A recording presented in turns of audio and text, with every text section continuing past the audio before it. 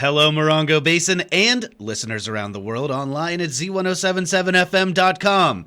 Here is the Z107.7 local news for Monday, April 24th, 2023. The testimony at the trial of Pejman Elahi will continue into its second weekend, starting tomorrow, and Z107.7 will be continuing our coverage.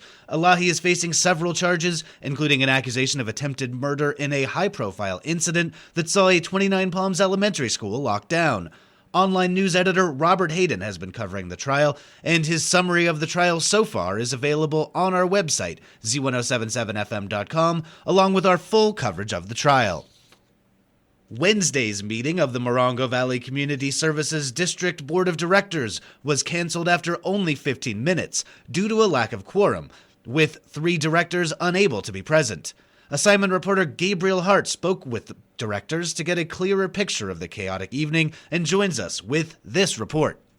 After only scant details offered from the board, much of which led to unnecessary speculation by attendees, Z107.7 has learned that there was clear logic leading to the cancellation of the MVCSD meeting on Wednesday, April 19th. With President Henning, Vice President Whitney, and Fire Commissioner Emery absent, many assumed it was a scenario of no call, no show, considering the 3 members are presently under scrutiny of a recall. However, the day of the meeting, President Henning informed Fire Chief General Manager Brakebill she would not be attending, leaving no mystery for her absence. Z107.7 has also since been provided with time-stamped text from Vice President Whitney to Park Commissioner Gorky, confirmed by Gorky. From 5:56 p.m. to 6:13 p.m., Whitney informed Gorky he and Emery were stuck in traffic on the 10 freeway, giving her minute-by-minute updates of their progress. At 6:12, Whitney's last text informed Gorky that his, quote, phone was about to die, unquote, leaving no further opportunity to give estimated time of arrival. With communication cut by mere circumstance, Tolbert made the call at 6:13 p.m. to cancel the meeting due to lack of legal quorum of 3 or more board members. Gorky told Z107.7 there will be a special meeting scheduled in place of the cancellation. Reporting for Z107.7, this is assignment reporter Gabriel Hart. The City of 29 Palms Parks and Recreation Department has announced that Lucky Park Pool will reopen just in time for the summer season on May 27th.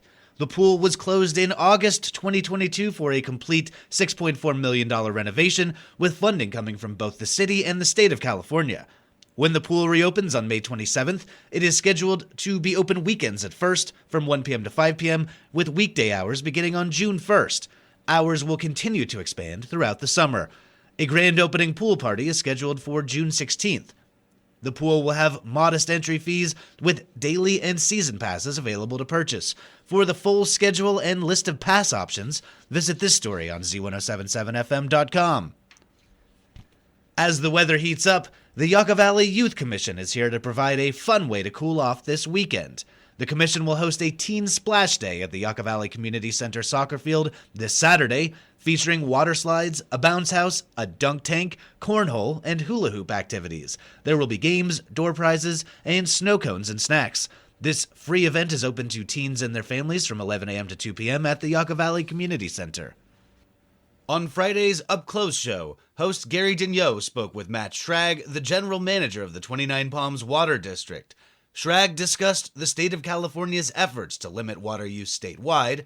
Schrag explained that 29 Palms and the high desert in general have long been considerate of their water usage, and that the water use numbers locally are trending toward conservation. So from last year's production numbers, I looked at this prior to coming in, we're 60 million gallons less from last year. From 2013, we're 61 million gallons less than we were at 2013. And that's just because of conservation by the community. Conservation, people understanding that you just don't have water to waste, and doing some of the things in our drought water shortage contingency plan, understanding some of those efforts and doing a really good job on keeping water on their property. Digneau inquired about the state's efforts to keep water use down and how water limits are enforced on state and local levels. Schrag said, as water districts, we're sitting back going, I don't have a ticket book to write a fine. You can go through the violation process where you warn them, you give them written warning, you now tell them that a fine's coming. More than likely, though, especially in 29 Palms, I'll say, is when you talk to the customers and you educate them. Through education, we don't violate. They kind of like that little saying, and we've not had to violate anybody for the most part. You can listen to the full interview with Matt Schrag on the Z107.7 Up Close show as a podcast, available online at Z107.7fm.com or wherever you get your podcasts. The Up Close show airs every Friday at 10 a.m. here on Z107.7. This is the last week to apply for vacant commissioner positions in the town of Yucca Valley. Yucca Valley is accepting applications from residents and interested individuals to serve as Revenue Measure Oversight Commissioner or as a Yucca Valley Planning Commissioner.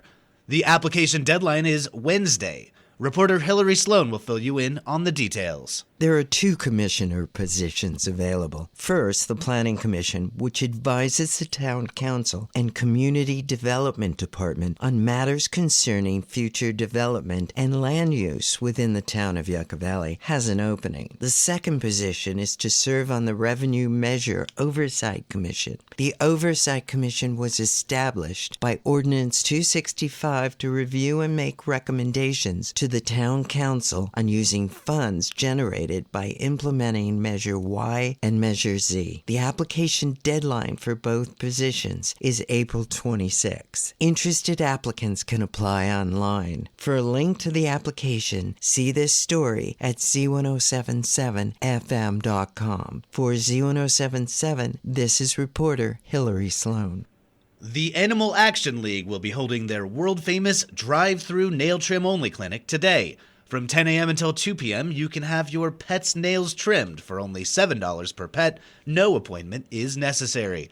The Animal Action League is located at 62762 29 Palms Highway in Joshua Tree. Remember that this is a nail trim-only clinic. No vaccine or microchip services will be offered. The Animal Action League reserves the right to refuse service based on pet's temperament and as well as the temperament of their owners.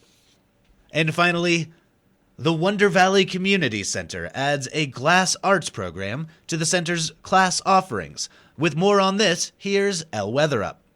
Instructor and Wonder Valley resident James Dunham, the Wonder Valley Community Center coordinator appointed in 2022, will be offering the community various levels of art classes in kiln-formed glass. Dunham brings over 30 years of experience in the glass art and craft industry. Courses will cover basics of glass fusing and also guide students toward creating beautiful glass objects. For more information and how to enroll, contact the Wonder Valley Community Center at 760-367-9880 or go to the link at z1077fm.com. Reporting for Z107.7, this is El Weatherup. That's our local news. Hear local news 7 times a day, 7 days a week at 7, 8, 9, noon, 4, 5, and 6. If you hear news happening, let us know about it. Email us at tips@z1077fm.com. Reporting for the Morongo Basin News Leader, the award-winning Z107.7 Local News, I'm Jeff Harmetz.